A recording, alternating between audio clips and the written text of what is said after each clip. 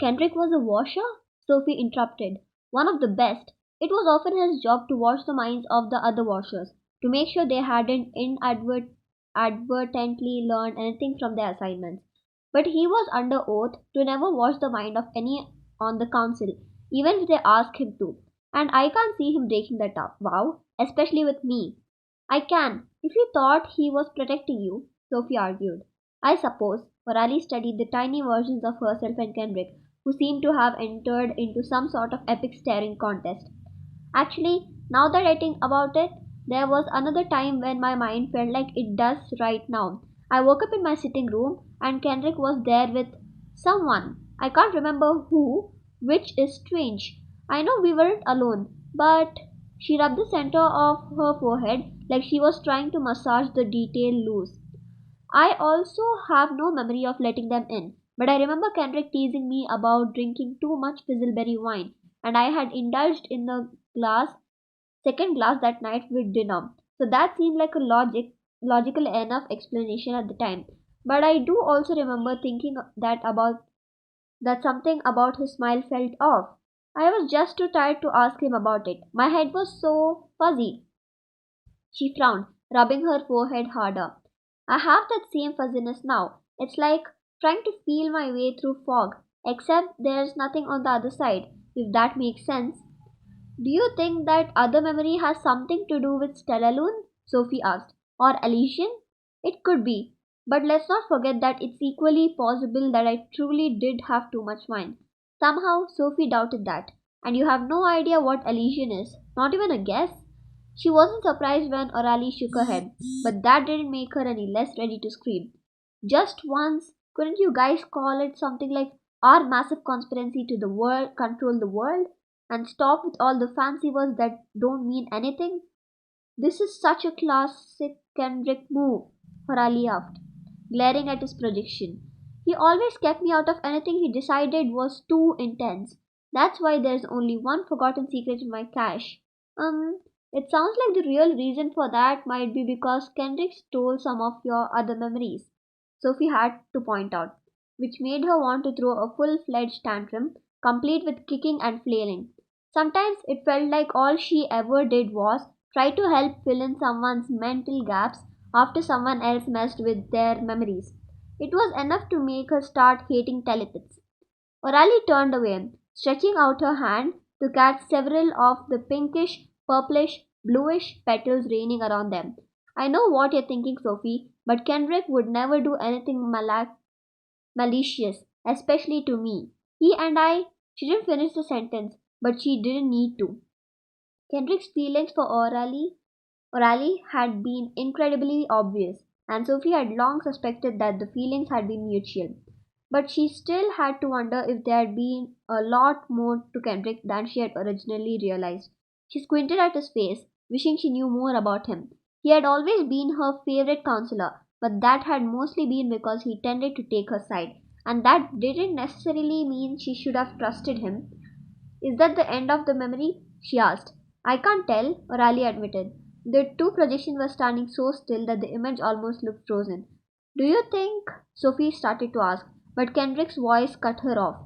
I'm sorry for dragging you into this, Aura. He dropped his gaze toward the ground. I tried to avoid it, but I didn't know who else to trust. O'Reilly's projection reached for his hands. If you really trust me, tell me what's going on. For a second, he looked tempted, but he shook his head. I can't, and I swear I'm doing you a favor by keeping you in the dark. I'm counting down the days until I can have the washers clean this mess out of my brain. I can tell. O'Reilly closed her eyes in the memory. I feel so much fear and frustration. And is that disgust? Kendrick pulled his hands away from her. Let's just say that sometimes I'm not particularly proud to call myself a counselor. It's that bad, she whispered. He looked pale when he nodded. Some days I dream about walking away. You mean resigning? O'Reilly clarified. He hesitated before stepping closer. I've done my share for my people, Aura. I'd have zero problem letting someone else take over. But I won't go unless you resign with me. Everyone sucked in a breath. Sophie, O'Reilly's projection, even Kendrick, as if he couldn't believe he had just said that. But he didn't take it back. Instead, he reached for her face, gently cupping her cheek. I may not be an empath, but I know I'm not alone in this. Don't tell me you have never wished. Please don't say it, Orali begged. But there was no energy behind her plea. She even leaned into his hand. Ora, Kendrick breathed, sweeping back her hood. You don't have to keep fighting this. We wouldn't be the first to walk away because of. Orali shook her head. Kendrick, don't. His jaws set and his eyes blazed with the same intensity as his voice when he told her, because of love. Aura, we both know that's what this is, no matter how hard we pretend otherwise. The real Orali covered her mouth, tears streaking down her face. Her projection just stood there shaking. Kendrick reached for her other cheek. This is how much simpler everything would be if we stopped trying to deny how we feel, he whispered. How happy we could be, how free.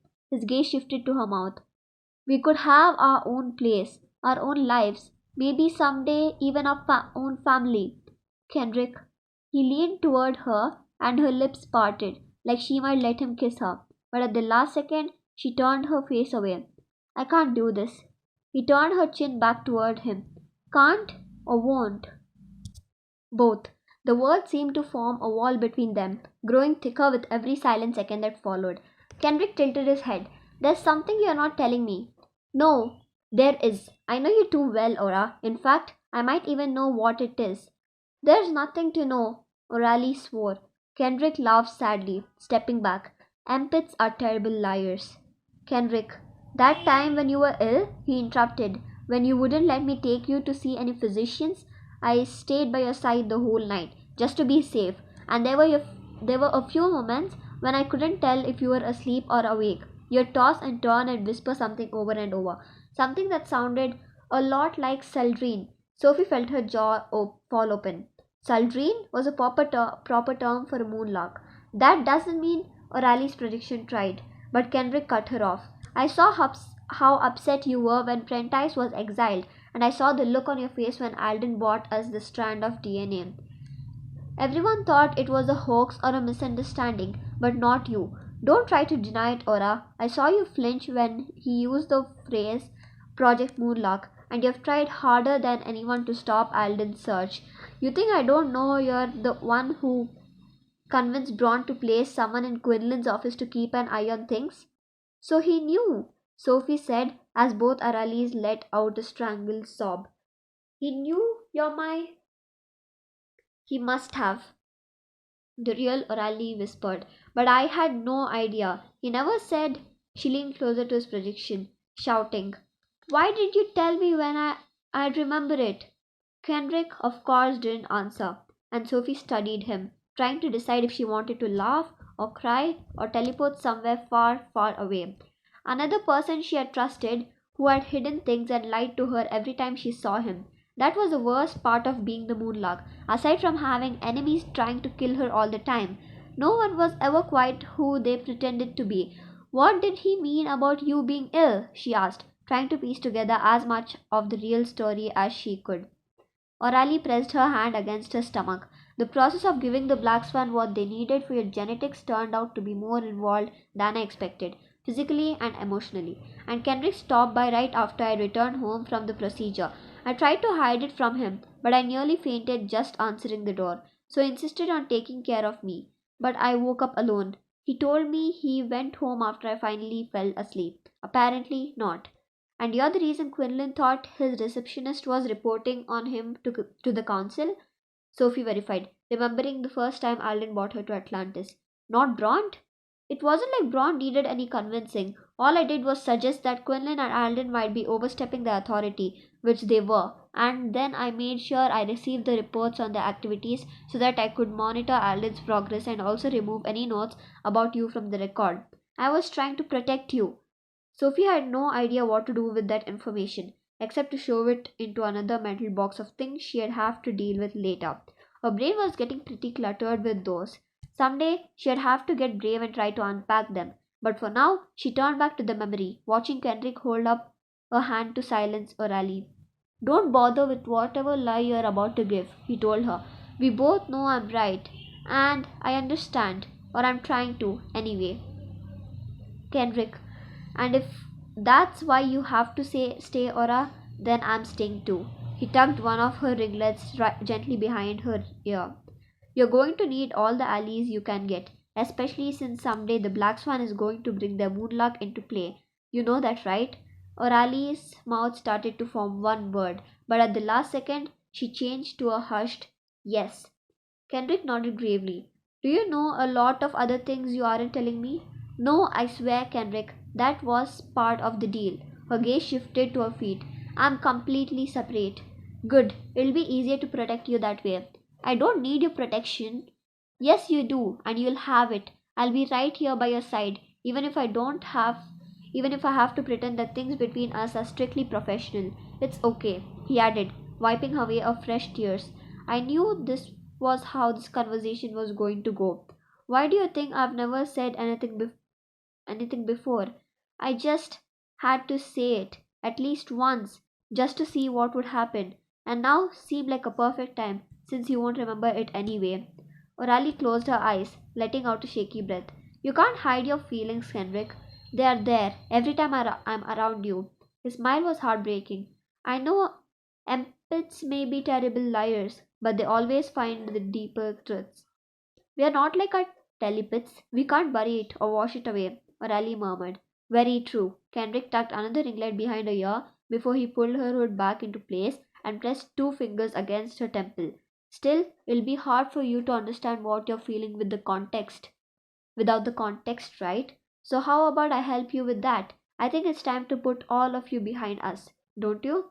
What are you doing? You're not supposed to. The projections blinked away, as if someone had flipped a switch. In a way, Kendrick had.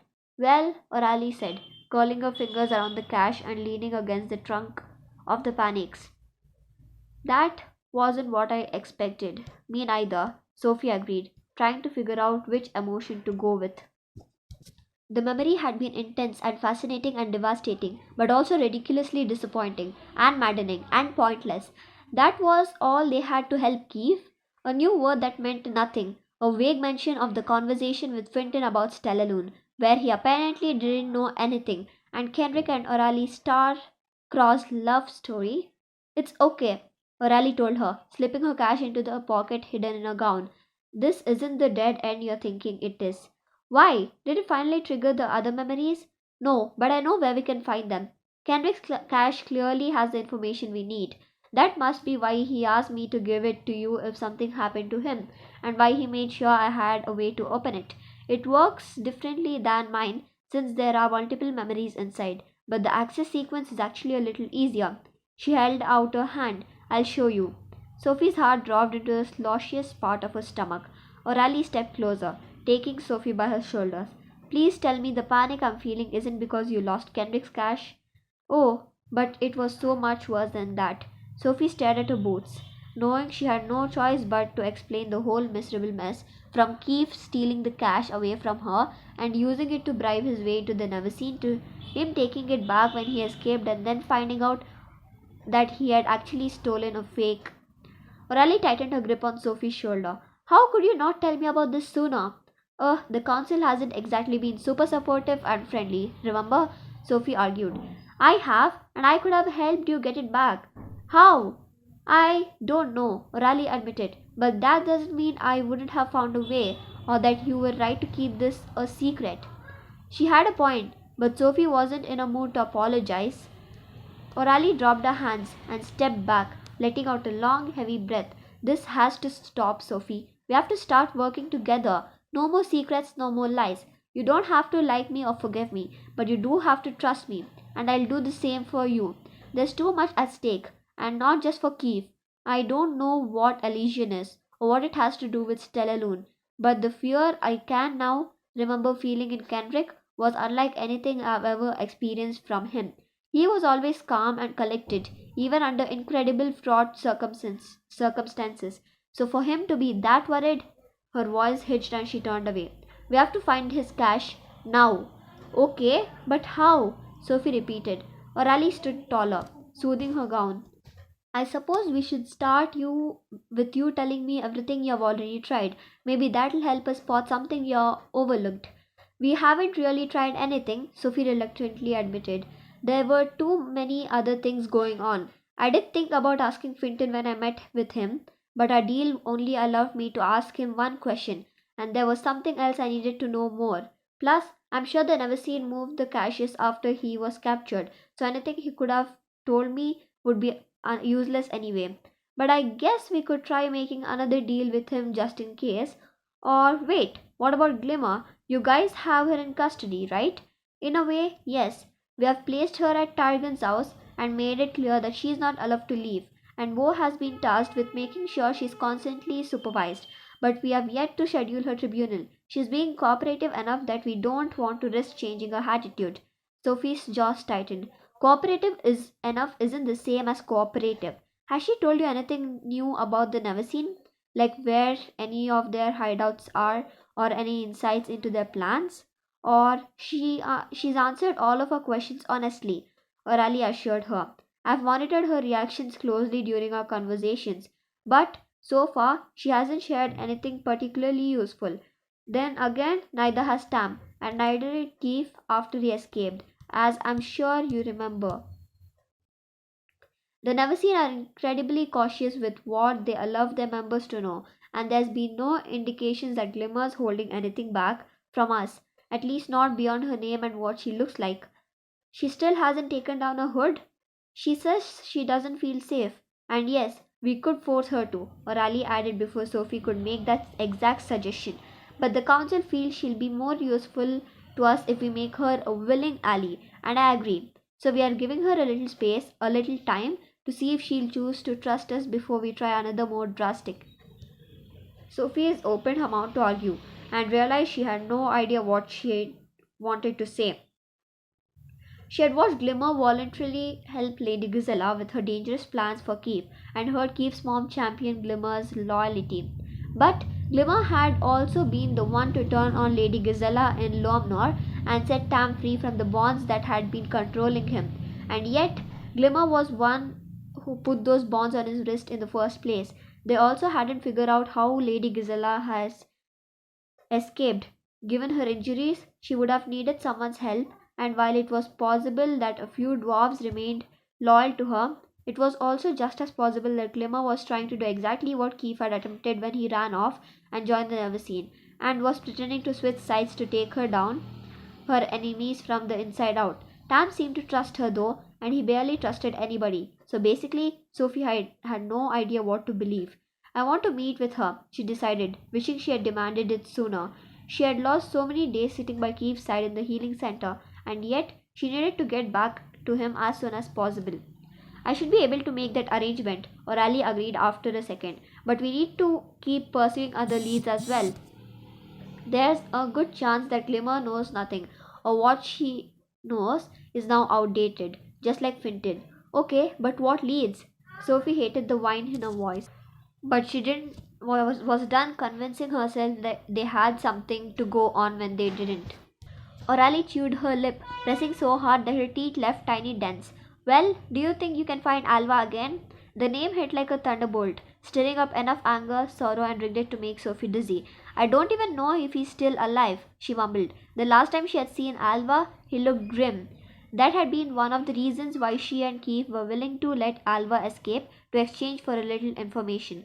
The risk of him hurting someone before his time was up and seemed pretty small. Still, I think it's worth trying to track him down, O'Reilly told her. Maybe Fitz or Brianna would know some places he might go to die in peace. I suppose I can ask them, Sophie said, feeling ready to vomit just thinking about it.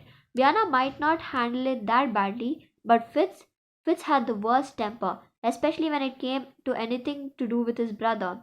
But Alva was a vanisher, and he had already admitted that he had used his ability to sneak around the Neverseen's hideouts, trying to gain leverage in case he ever needed it. So he might know something about the caches. Or maybe there was something he hadn't told them about Stellalune. He might have even heard of Elysian. I'll talk to Fitz when I go back to the healing center, Sophie promised, reminding herself that they couldn't afford to waste any time. And maybe because she was dreading that conversation so very much, it took her longer than she should have to realize that the crisp, accented voice shouting inside her head wasn't just a flashback from her memories. Sophie, Sophie, Sophie.